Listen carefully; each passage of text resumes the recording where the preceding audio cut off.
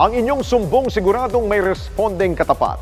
Hindi nagdadalawang isip na tumulong sino man ang nangangailangan. Ngayong gabi sa Responde, Mata ng Mamamayan. Grupo ng mga nanay na tumutulong sa mga batang may sakit at special child, makikilala na. Librarian na may sariling estilo sa pagkukwento, kinagigiliwan ng mga bata sa Maynila. Mag-asawang tumutugon sa pangangailangan ng kanilang mga kababayan na ating kilalanin. Every time po na may extra kami, sinishare po namin sa kanila.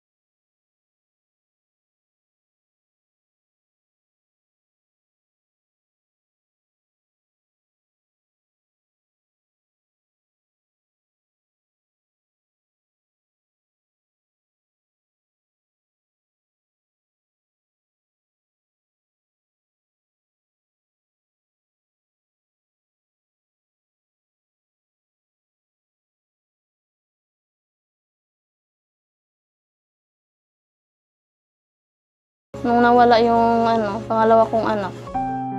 Habang inaalalayan ng kanyang anak na si RJ sa mga laboratory tests, hindi alam ni Rasheline na nagdadalang tao na siya sa kanyang bunsong anak na si Rizjan. 11 months na po siya noon. Yung pangalawa kong anak, 11 months po. Tapos di ko po alam na buntis din po ako dito. Tapos yung nakapasok po ako sa mga extra room, ganun. Tapos di ko po alam na nakakainom ako ng gamot. Kasi yung akala ko binat po yung nangyari sa akin, sumasakit yung ulo, tapos nilalagnat po ako, nilalamig, kaya umiinom ako ng gamot. Kaya naman, gano'n na lamang din ang kanyang panlulumo na ang bunsong si Rizjan may hydrocephalus, cerebral palsy at glaucoma, pagkasilang pa lamang nito. Yung napansin po namin yung mata niya may puti.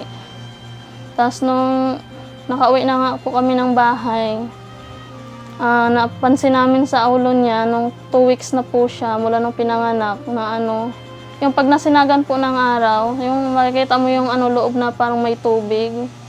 Tapos medyo dito po parang bumuka yung dito niya. Kaya pinabayaan ko lang po yun kasi akala ko sumabay lang sa katawan niya kasi tumaba din siya nung time na yon. Tapos nung dumating na, nag 2 months na po siya, na talaga ako na bakit ganito talaga yung ulo niya kasi lumubo na po talaga at saka sobrang lambot. Tapos pag naalog yung ulo niya, nagganon-ganon din yung ano dito sa bumbunan. Pumunta ako ng center kasi ipa-immunize ko sana siya. Tapos doon po napansin ng mga midwife, sabi na, "Uy, mami, yung anak mo, dalhin mo sa pedya." Tapos, kasi sa tingin ko hindi normal anak mo, may siya, yung may hydrocephalus. Yun nga po, nung araw na yun, dinala ko agad siya ng pedya. Yung sabi ng pedya na may hydrocephalus nga daw po. Dahil sa mga iniindang sakit, si Rhys John, kinailangan sumailalim sa 3 operasyon. 2 sa kanyang ulo at 1 para sa kanyang mata. Hindi ko po akalain na mayroon palang mga sakit na ganun. Kasi sa probinsya naman talaga wala akong nakikita ng mga ganyan na mga sakit. Kasi nakikita ko doon yung mga bata talaga na mga normal lang, ganun. So doon ko na meron palang mga sakit na ganito eh. Umiiyak po ako noon, hindi ko matanggap. Sobrang hirap po, lalo na sa paglakad-lakad. Di ko alam kung paano ako aalis. Kasi 2 yung bibitbitin ko. Kasi yung asawa ko kailangan magtrabaho. Tapos yun, lumuwas kami dito sa Maynila, kasama yung asawa ko. Dala namin lahat yung anak namin. Tapos pagdating dito, nakituloy lang po kami sa mga kapatid ng asawa ko. Kasi nung nagpa-check up kami dito sa East Avenue po, nung 2 months pa lang po siya, wala po kaming pera noon. Kaya yung ginawa po namin, bumalik kami ng Quezon. Sabi ko mag-ipon lang muna tayo ng pera. Kasi nag-caretaker din po kasi kami doon, tapos yung asawa ko. Iba din po pag nagtatrabaho po siya, iba din po yung sahod niya. Sabi ko mag-ipon na lang muna kasi ang laki ng pera na kailangan, 50,000. Pero ma'am, nabuno niyo naman yung pera na yun para... Hindi pa rin po kasi nga po, yung time na yun namatay po yung yung anak kong pangalawa. May tumulong lang po sa amin yung yung amo po namin doon na babae sa Quezon. Tinulungan po kami, nilapit niya po kami sa NCH. Yung gastos lang po namin yung sa pangain-kain po, pamasahe po. Sa kabila nito, hindi nawawala ng pag-asa si Rasheline na balang araw ay magiging maayos ang kalagayan ng kanyang bunso. May time na yung nag-iisa ka na lang sa bahay, umiiyak ka na, sinisisi mo yung sarili mo, gano'n. Napakahirap po. Tapos lalo na nung nung naoperahan po siya sa ulo, sinasabihan ka ng doktor na ihanda mo na yung sarili kasi yung mga ganyan daw pong sakit, hindi daw po magtatagal. Sabi na hanggang 3 years lang daw po. Pero ngayon po naman po siya 4 years old na po siya sa awa ng Diyos. Ang tanging hiling lamang ni Rasheline ay maalalayan sila kahit papaano sa panggatas ni Rhys John. Dahil ang kanyang asawa, kumikita lamang ng 610 pesos kada isang araw. Nababawasan pa ito ng halos 200 sa pamasahe at pagkain. At ang natira sa kinikita ng kanyang asawa ay ang pilit nilang pinagkakasya para maitawid ang kanilang pang-araw-araw na pangangailangan. Yung wala naman po siyang maintenance po na gamot Yung kailangan lang po niya talaga yung gatas kasi hindi po siya nakakain ng maayos. Gaya ng normal na mga bata, nakakain ng mga biskwit. Pwede naman po siya sa biskwit, kaso tutunawin pa sa tubig. Yung malalambot lang po. Yung papa lang niya nagtatrabaho kaya napakahirap po. Bagamat may maliit na tindahan si Rasheline, hindi rin ito malakas kumita. Tuwid po kami ng therapy niya. Buti nga marunong na ako mag-commute kasi dati hindi kami nakakapunta agad sa ospital kasi wala kaming pera. Hindi ko alam mag-commute So kailangan pag pupunta kami doon may pera kami para pang taxi. Opo.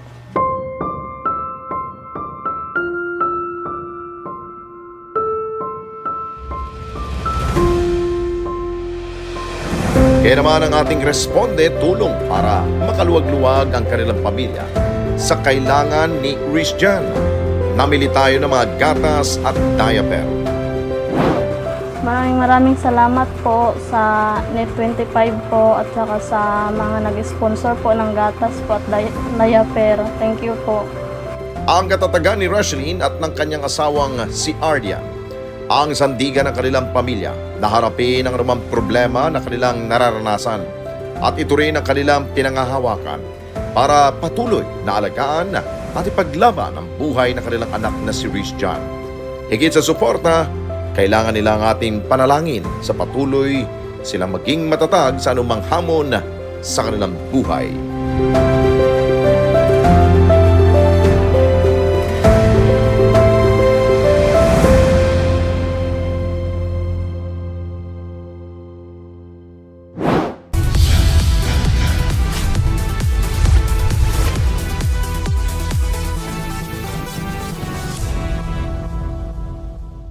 We are now open for business.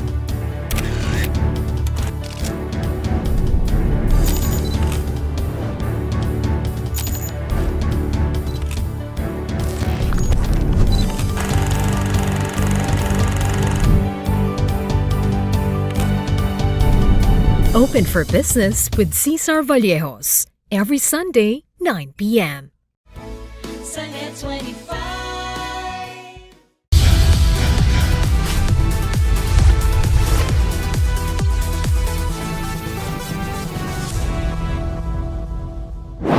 Isa na namang community pantry organizer at mag-asawa ang nakilala po ng programa mula sa Sampaloc sa lungsod ng Maynila. Mula pa noong pandemya at hanggang sa ngayon, aktibo pa rin sila sa pagtulong sa kanilang lugar at maging sa mga karatig na barangay. Ang kanilang tag team sa pagresponde. Tunghayan po natin. Nagsimulang magsulputan ng mga community pantry organizers nung kasagsagan ng pandemya. Layo nila na matugunan ang pangangailangan ng ating mga kababayan na kapos sa makakain at kabuhayan. Isa na rito ang grupong Batang Sampaloc na sinimulan na mag-asawang Ron at Junicio na noong una ay namimigay lamang sila ng agarang ayuda sa kanilang mga kabarangay.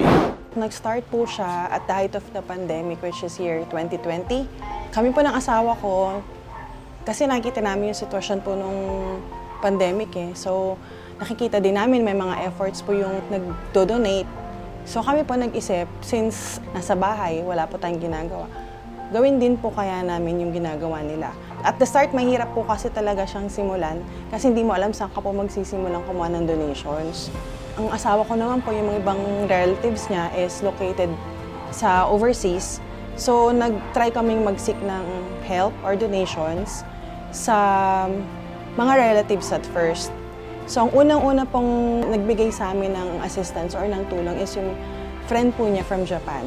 So, ang ginawa po namin, ibinili po namin siya ng bigas, mga itlog, and frozen goods. We were able to pack around 150 goods, food packs, na pinamigay po namin sa buong community. From there, nag-isip na naman po kami paano natin i-sustain. Hingi na naman po kami ng assistance sa relatives naman po niya ulit. Sa pangalawang donation, kasi ang kailangan po natin ng food eh. So, ang binigay po namin na naman is frozen foods, medicine. So, buong barangay po nakatanggap ng donation na yun. Ginaya rin nila ang pagsasagawa ng community pantry nang makita ang potensyal nito. So, inadapt na din po namin yung community pantry style by 2021. So, all of the donations na nakukuha po namin, ginagaya namin si pantry na nagpapapila po kami sa barangay. Pero kami po, ang location namin, pati po yung kabilang street, inaabot po namin. Hindi lang po tong Algeciras. Ang regular sponsor namin that time is Lasal. Meron po silang organization within Lasal, ang tawag po is Kada Uno. So, ang ginagawa po nila, every week, meron po kami 25 sacks ng bigas na binibigay sa amin. Kada pagbigay ng bigas, nagpapapila po kami dun po sa mga location na pinupuntahan namin. And aside from that, kung meron pong ibang donation, sinasabay po namin. Aside sa bigas, after a few months, nagbaba na rin po sila ng, ng gulay, which is from Benguet, and 200 trays of egg. So kasabay po din namin silang pinapamigay via community pantry. At mula noon, maging sa panahon ng kalamidad, ay agad din silang rumiresponde. Yung Typhoon Ulysses po, binaha po yung mismong province namin, mismong barangay po namin sa Isabela. Nag-isip na naman po kaming dalawa, since meron na po kaming contact sa iba't ibang companies eh. So, ang nangyari po, nakapagpaabot po kami ng medicine as far as San Pablo, Isabela during Typhoon Ulysses po. So, buong barangay Awitan po, nabigyan po namin ng donations. Aside from that, yung isang barangay pa po sa Isabela, naabutan pa rin po namin ng tulong. So, hindi lang po Sampaloc, hindi lang po Algeciras, barangay 473, other communities po, pati po ibang lugar naabot din po namin. Kasi ang dami po namin donation na ng clothes, baby clothes, hats, through Ma'am Michelle Gumabaw. Nagpunta po siya ng Bicol. Inaabot na lang po namin sa kanya yung tulong na dadalhin po niya sa Bicol. Since may contact po kami kay Ma'am Michelle, pinadala po namin yung mga baby things, baby items po sa kanya. Ilang individual rin ang hinatira nila ng tulong.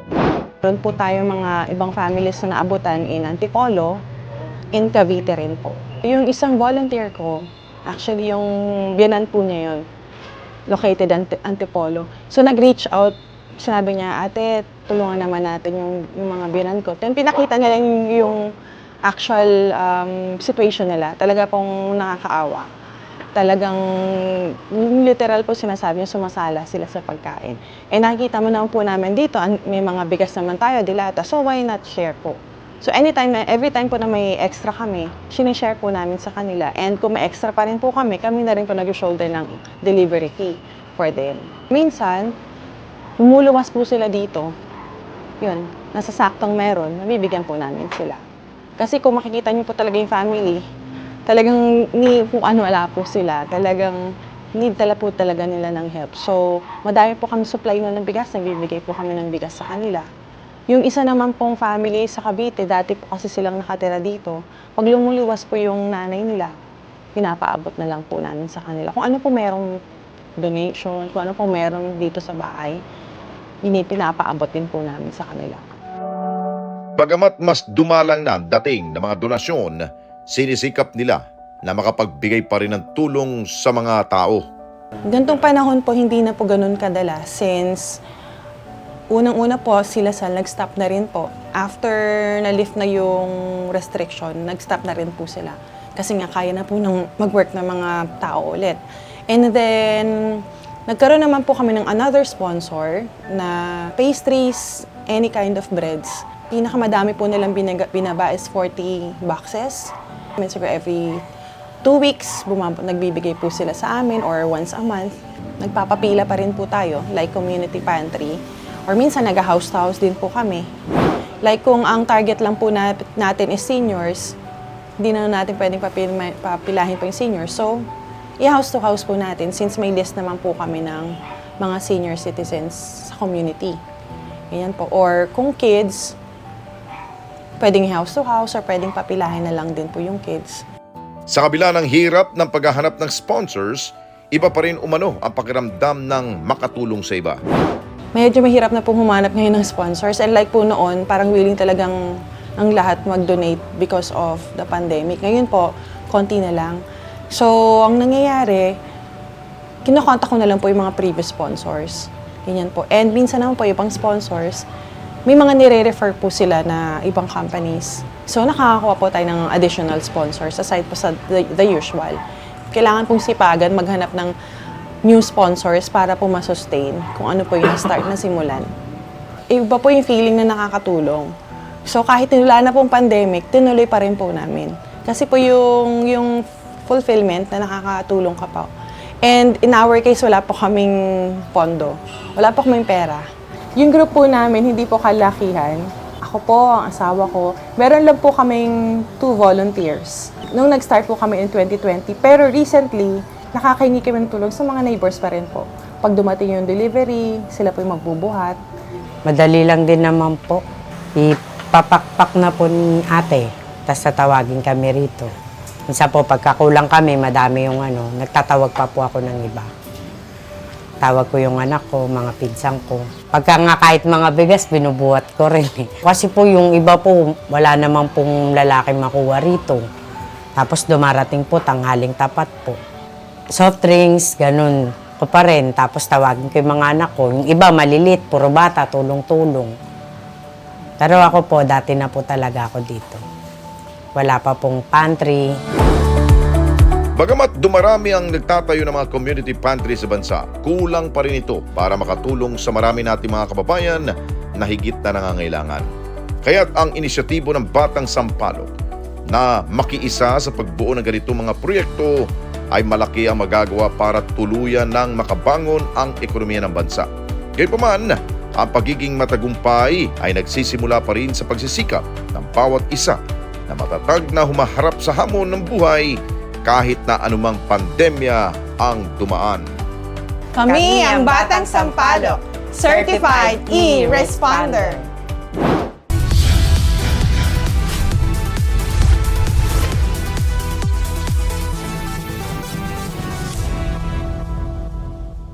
Hindi ako pangulo ng aking pamilya. Hindi ako pangulo ng aking kaibigan. Ako ay pangulo ng Pilipinas.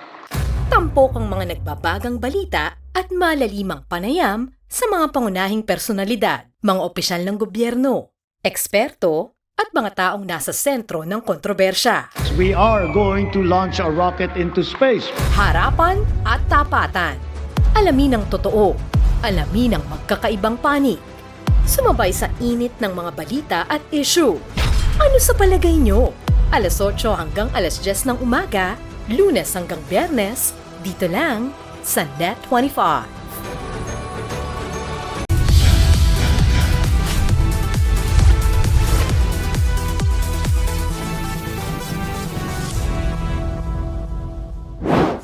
Taong 2005 nang magsimula magkwento ang librarya na si Melay. At ang hilig niyang ito, naging daan upang siya ay mapabilang sa ating pambansang aklatan. At mula noon, hindi na lamang sa National Library nakakulong ang kanyang mga tinig. Ngunit, maging sa iba't ibang lugar sa Maynila kung saan nagbabasa siya at nagkukwento sa mga bata. Kung bakit ito ang napili niyang gawin, ito po ang ating pong silipin.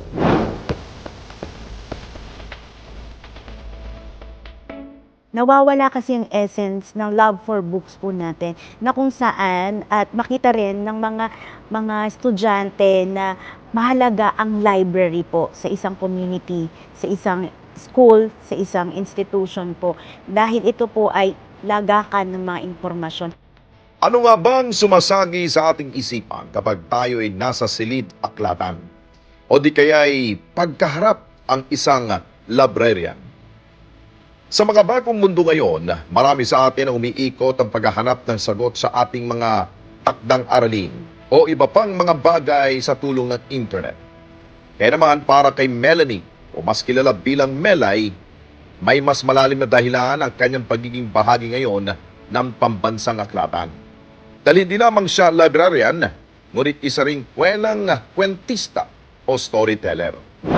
Ako po ay nagsimula nung ako pa kolehiyo pa lamang. So, nag-try po ako na magkwento dahil meron kaming assignment na magkaroon ng storytelling po daw sa room. Una ko po dito yung bruha-bruhihi, so nakakatuwa. Una, parang seryoso pa yung mukha ko, parang natatawa sila pero parang nakakatakot daw tignan. And then, nung ako po'y napunta dito noong 2002, na po dito sa National Library bilang librarian 1 po, at nakita ko po na natakot din po ako, nakala ko ay hindi ko po kayang maging librarian. But, nagulat po ako, nagkaroon po ng children's library po dito. Kwento pa niya, hindi niya nakahiligan ng pagbabasa noong siya ay bata pa. At ang kanyang pangarap, maging artista at umarte sa harap ng ibang tao. Pero dahil isa siyang librarian, kailangan niyang makaisip ng paraan para pagsabayin ang kanyang pangarap at ang kanyang tinapos na kurso. Hindi po ako mahilig magbasa.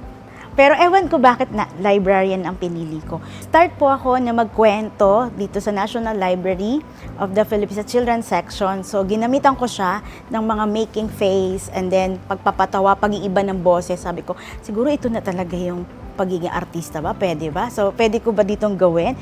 So yun po. At saka ang National Library po ng mga librarians ay iniba na po ngayon para maging dati po akala nila ay masungit, pero now, sa National Library, mga librarian, accommodating, masayahin, at mabilis silang makausap, at the same time, maganda, syempre. I-acknowledge ko lang po dito, Alitap-Tap Storytellers Philippines po, na naging kwentista po ako doon. Hindi po naging hadlang kung hindi po kapansanan ko po na hindi naging hadlang dahil takot po ako sa bata. Baka kutyain ako, anong gawin sa akin dahil maliit ka, panda ka, ganyan. Pero no, through that, naging yun ang way ko, yun ang strength ko para kwentuhan ko sila. So, yung pagkukwento ko po, tinitignan ko po muna saan, unang-una venue, target na audience, mga bata, anong klaseng mga bata sila. Pangatlo po, ano ba ang pwedeng ikwento na sa kanila pag nalaman mo na yung audience po na kukwentuhan mo. At yung storytelling approach na tinatawag. So, yung casual, interactive, enthusiastic, joyful, mga ganun pong style. Yung distort your face, no? Talagang distort na yung face ko kaya tuwang-tuwa sila. So, yung mga ganung bagay. Dagdag pa niya na ang tulad nilang mga librarian, lalo na sa panahon ngayon, nag-iisip ng mga makabagong pamamaraan para maengganyo ang mga bata na makinig at makipagpalitan ng kanilang ideya. Pag passion mo talaga, walang makakahadlang sa'yo, di ba po? So, ang pagkukwento po, natatandaan ko po nung ako'y bata pa, si Lola Basyang. So, pag Lola Basyang nakakatakot at sabi nila ang pagkukwento daw ay pampatulog. So, doon po ako nag-isip na bakit hindi ko po gawing masaya or pampagising ang pagkukwento or maging masaya. Ikaw mismo ang aarte sa mga bata.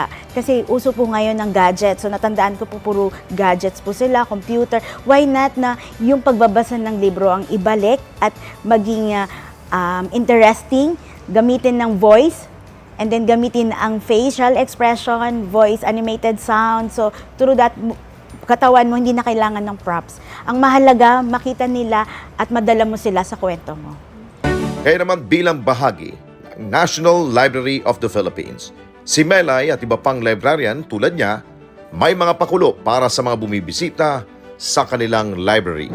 Ang National Library po ay repository or lagakan ng mga printed and cultural heritage po sa Philippines and information sources and literary sources po natin. So, ang alam ko nung una, pagpunta ko po dito ay mga libro lamang, mga librarian na magbibigay ng impormasyon. Pero nung nandito na po ako, nalaman ko po na marami palang pwedeng gawin sa National Library.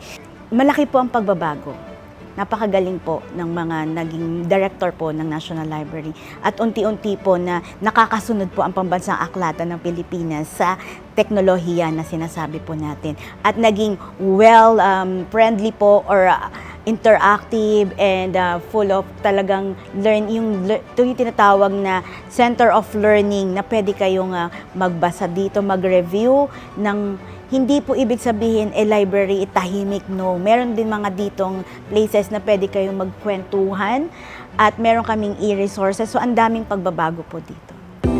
Katunayan, ang buwan ng Nobyembre ay buwan ng Library Information Services, kung saan sa bawat parte ng Pilipinas ay nagtutungo ang kanilang departamento upang muling ipaalam sa lahat ang kahalagahan ng silid-aklatan ng mga libro, ng pagbabasa at pagkatuto. Ang library daw ay dapat learning, nandiyan ang learning, and then tinatawag natin empowering. So dapat ang library din ay nagkakapacitate din po siya ng mga students and other librarians po within the community and transforming. So, in learning, empowering, transforming society through library. So, this month, we want po na nandun pa rin ang essence ng library na kung saan yun po ay puntahan, doon kayo matututo, doon kayo pwedeng magkaroon ng mga kaibigan sa library at marami pa kayong malalaman na hindi lamang sa teknolohiya kundi sa library din po. May mga contest po tayo dito sa LISM natin. Pinoy Children's Book Character na kung saan kailangan natin i-promote yung love for books and reading pa rin at yung mga Filipino stories. So ito po ay mga family po sila ang sasali na kung saan gagawa sila, imomold nila yung mga character na meron Pinoy, basta po Filipino character po sa story natin. So yun po, i-display po yun sa exhibit. So makikita pa rin, nandun pa rin yung bonding ng pamilya sa paggawa, no? Isa rin po yun na nagpapakita. And then, meron din po tayong tinatawag na library feud, yung mga librarians, about information about librarians, no? Magpapaligsahan po. Meron din po tayong My Day in the Library, mga TikTok contest po natin. Okay, live testimony, ibig sabihin po, anong naging impact ng library sa buhay mo? Not only ikaw ay librarian, hindi po students, baka ikaw ay nakapasa ng board exam dahil sa library. So, mga ganyang kwento po.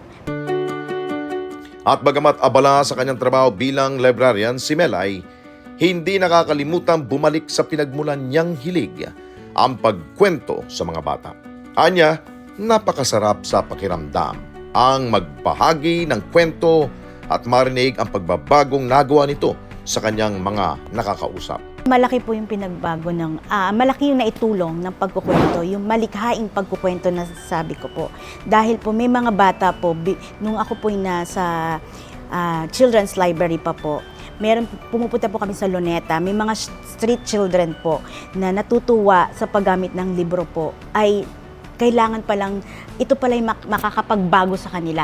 May mga kinukwentuhan po kami na mga uhugin, sorry for that, no? Yung mga nagmumura ng mga bata. Pero through pagbabasa, yung ginamitan namin sila ng pagkukwento, nakita nila na dapat baguhin, natuto silang maglinis ng katawan, natuto silang gumalang, at yung mga batang may mga sakit sa ospital, lalo na po, banggitin ko lang po sa PGH po, na-invite po kami dyan, may mga cancer, may lumapit po sa akin, sabi po sa akin, Ate Melay, ang laki po ng pinagbago ng anak ko na malungkutin. Pag kayo po nagkukwento, yung inyong kwento po ay nakakataba ng puso at ngiti lamang ay masarap na pong tignan. Nawawala yung sakit nila, na bawat turok sa kanila, kapag nagkwento ka sa kanila, yung ngiti ay nawawala yung lungkot. Kahit sa sandaling oras, napakita po ninyo na maging masaya sila sa kabila ng kanilang sitwasyon. Pangatlo po actually po, mga matatanda po sa Home for the Aged. Nagkwento po ako doon, akala ko po corny.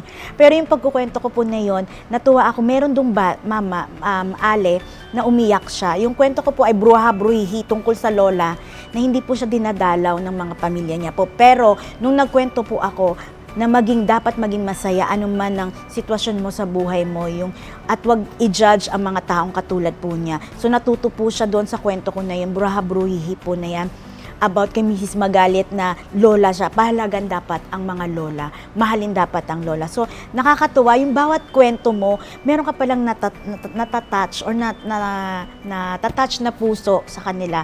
So nakakatuwa yung mga ganon. At meron pa po yung mga batang nasa basurahan.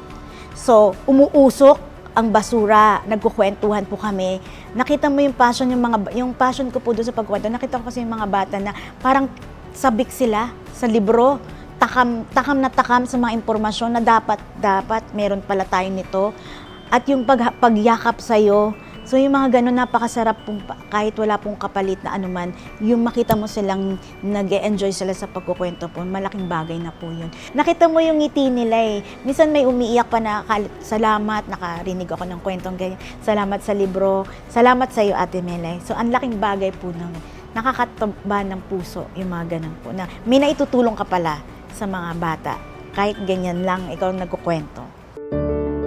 Ngunit aminado si Melay, nalalulungkot siyang maraming kabataan Pilipino sa ngayon ang hindi nahiligan ang pagbabasa.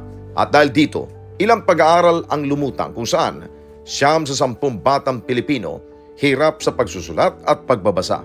Ang Pilipinas ay nasa pinakamababang ranggo sa 79 na bansa sa ginanap na 2018 International Reading Literacy Assessment. Ang librarian, pagiging librarian, isa rin po siyang kumbaga ingredient or isang tao na dapat involved siya sa paghihikayat sa pagbabasa.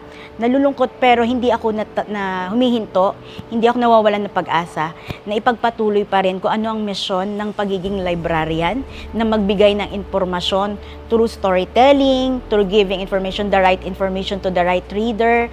No, tuloy pa rin ang laban. Ang ginagawa po namin dito sa National Library, nagpo-promote kami through social media, ano yung mga collections na pwede nilang basahin dito sa National Library na hindi nila hindi makikita sa mga gadgets or sa technology talaga. Ibang-ibang amoy ng mga libro. Iba pa rin yung babalik ka talaga sa libro na amoyin mo kasi lahat naman ng information sa internet ay galing naman yan sa libro. So, mahalagang ibalik natin ang libro, ang pagbabasa. Ang tip ko lang po sa mga parents, sa mga katulad pong librarians na may mga anak at sa iba pang estudyante, magbigay ng oras sa pagbabasa. Dahil ang pagbabasa, dadalhin ka kung saan ka mo gusto. Kung hindi ka pa nakakapunta sa lugar na yun at nagbasa ka ng libro tungkol sa lugar na kung gusto mong puntahan, parang nagpunta ka na. At palalawakin niya ang iyong kaalaman, bibigyan ka niya ng mga bagong salita, bagong words na makakatulong sa iyong pagkahubog sa iyong sarili. At ang pagbabasa din ang nagiging sikreto para tayo ay maging matalino, minsan pag malungkot ka, magbasa ka lang. Maiiba yung iyong utak, maiibang iyong mind na may pag-asa pala sa pagbabasa. Ang bawat kwento sa libro laging may pabaong aral. Ang iba't ibang karakter na binibigyan buhay ni Melay sa mga kwento niya sa mga batang kanyang binabasahan sa loob man ng library o sa mga kalsada. Nakatulong upang mas makilala natin hindi lamang ang kahalagahan ng pagbabasa, ngunit maging ang pagbisita sa ating mga silid-aklatan. Kami, ang LISM Committee ng National Library of the Philippines, Certified E-Responders! Let's Libraries!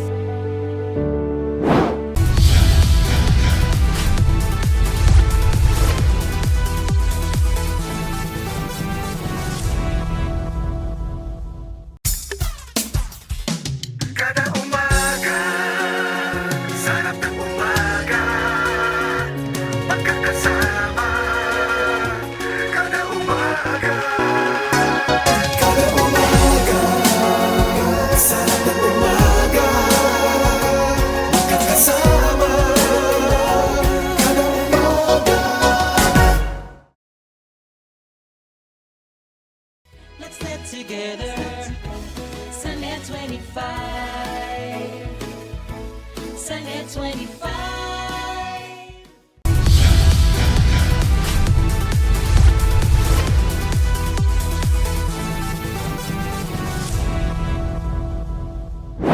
Mula sa karanasan niya bilang magulang na may anak na may special needs, naisipan ni Jane na bumuo ng isang grupo na siyang tutugon po sa pangangailangan ng mga magulang na katulad niya.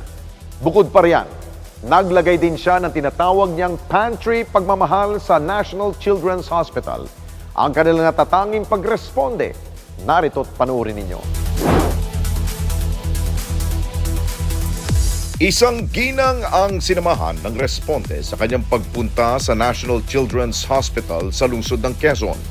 Dahil sa araw na ito, muli siyang magdadagdag ng laman sa tinatawag nilang pantry pagmamahal. Siya si Mary Jane, ang nagbuo ng grupong Project Speed Mom Livelihood. Nagsimula ang pantry pagmamahal mula sa ideya ng staff ng ospital na si Marian. Kasi kung minsan, may lumalapit sa akin, may pagkain pa kayo dyan or candy, parang gano'n. Actually, hindi lang si ma'am kasi ang inoferan ko dati ng ganito, pero dinown ako. Kinang-isip ako na sana may magbibigay man lang, na may ma-display ako na kahit anong bagay, basta may iabot ka. Kasi siyempre, hindi ko man naranasan yung ganong sobrang hirap na ganon, pero at least, di ba, kita mo yung itsura ng magulang na hindi pa nag-breakfast. Kasi kung minsan kinakausap ng doktor, parang pasok dito, labas dito. Kasi, di ba, iba kasi yung pakiramdam ng gutom ka eh. Sabi niya kasi sa akin, pwede yung umitulong. Malas lang niya kasi na-overwhelm sa puro problema. Ang pantry pagmamahal is, I think, last year pa eh. Kaya ako po siya binuo. Bakit nga ba? Kasi nakakita po ako ng bata, iiyak kasi walang pera si mami, pambili ng merienda. Imbis na maghahanap pa yung nanay ng pera para doon at mag-iiyakan dyan, maingay, ang daming pasyente, naglagay po ako nito. Ito po is kumukuha ang OPD, ang outpatient na nandito sa areang to, at saka yung mga nakikita ni Ma'am Marian na wala ng supply sa ward. Kinonsepto ko, every week dapat meron laman. Nga lang may time talagang walang sponsor, walang nagbibigay. So gagawa pa rin kami ng paraan. Iba't ibang klase ng pagkain ang kanilang inilalagay sa kanilang pantry. Ang pantry po is may biscuit, may oatmeal, may gatas. Ready to drink po lahat yung gatas. Meron din pong tinitimpla, may kape para dun sa mga nanay, tatay na nagbabantay. Yung bigas po sa baba, ibibigay po yan dun sa mga poorest to the poorest na pasyente. Kasi para pag-uwi, may isasaing na rin sila. Bigay po yan nung isa kong kaibigan na nag-birthday, imbes nga magpakain, binigay na lang sa amin yung pampakain niya. Kwento pa ni Mary Jane, umusbong ang kanilang grupo dahil sa personal niyang karanasan bilang magulang na may anak na may special needs. Ako rin po ay may anak na special child. ADHD po siya, ngayon po ay 17 years old. Nakita ko po yung hirap ng may anak na special kid kasi kailangan po namin mag-therapy, pumasok sa SPED center na the usual po, mas maganda po sa private pero yung kakayanan po ay hindi kaya kasi para po kami nagpapaaral ng kolehiyo sa edad na 3 years old. So, ganun po kahirap. Ginawa ko po is naglakad po ako mula sa Bangbang hanggang PGH. Pahinto-hinto.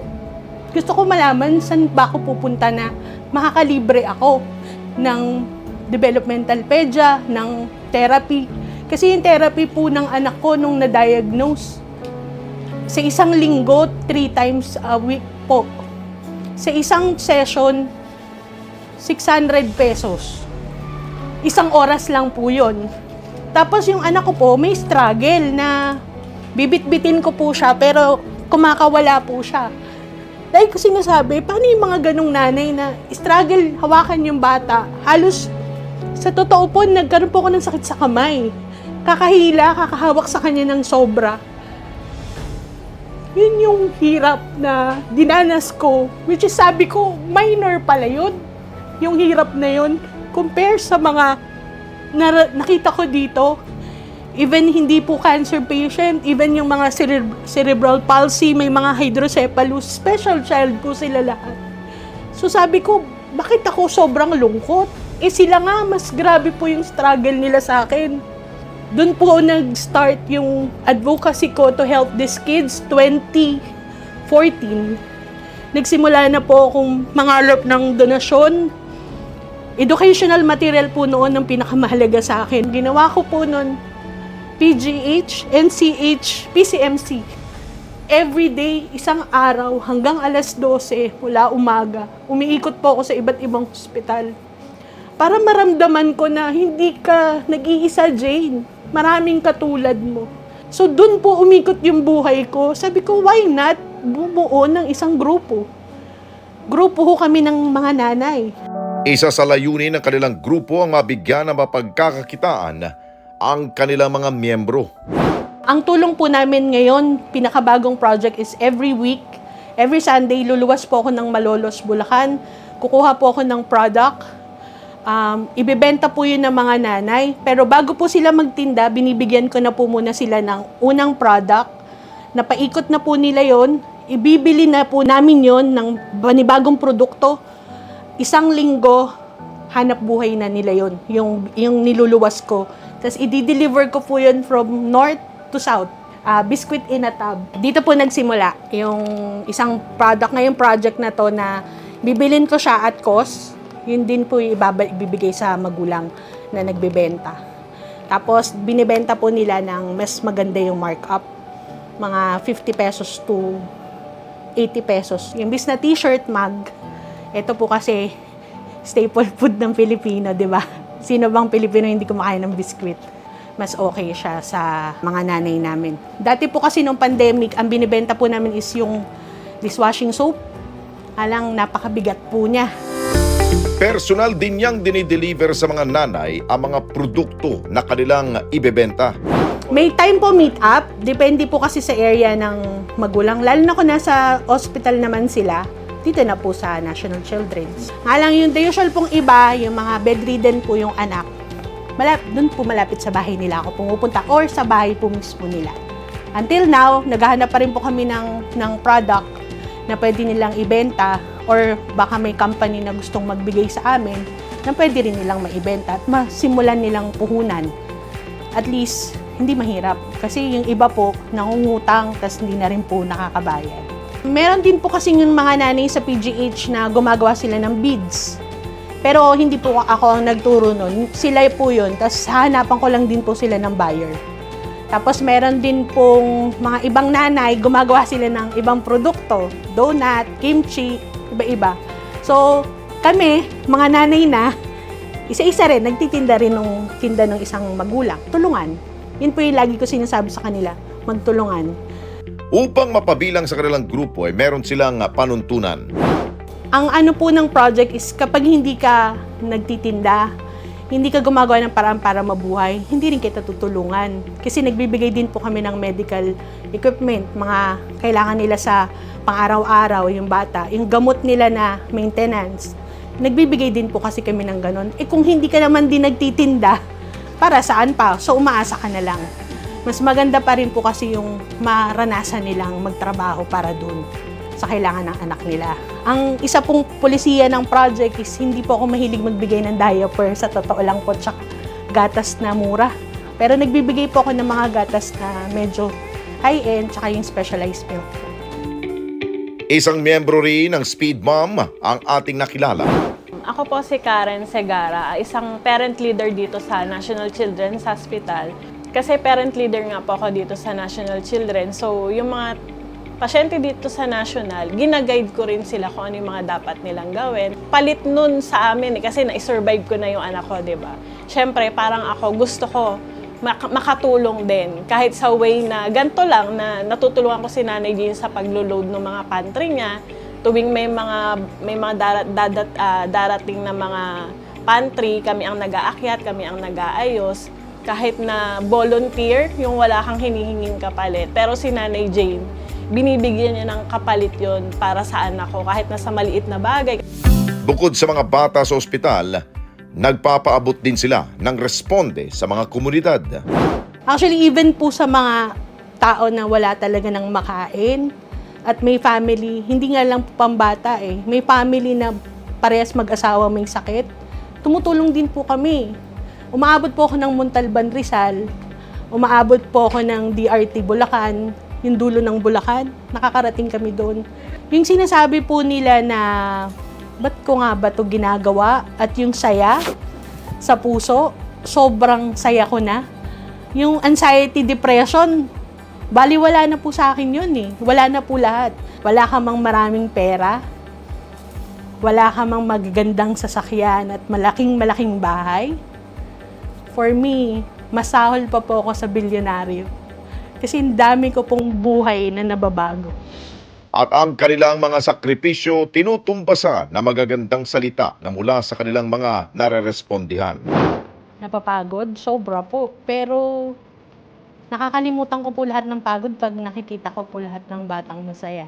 Saka yung may sasabihin sa akin, Nay, graduate na ako sa chemo.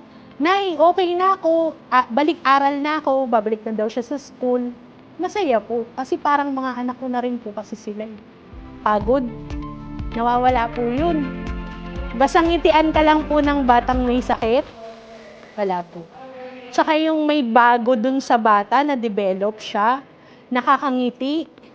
Tapos may response siya dun sa tinatanong mo, dun sa mga special child. Ano ka mapapagod? Walang pagod. Isa ang mga batang may sakit na cancer sa pinaka-nangangailangan ng tulong.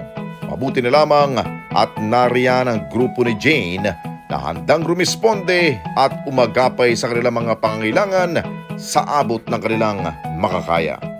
Kami ang Project Speed Mom, Certified E-Responder!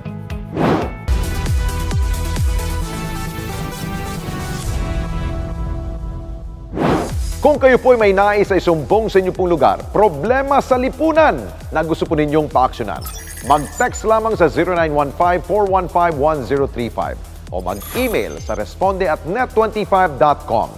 Pwede rin kayo magpadala ng inyong pong mga mensahe sa ating Facebook page at NET25 TV. Sa ating lipunan, hindi na humawawala ang mga samot-saring problema. Kaya tuloy lamang pong pag-aksyon, lalo na ang paghahanap ng solusyon.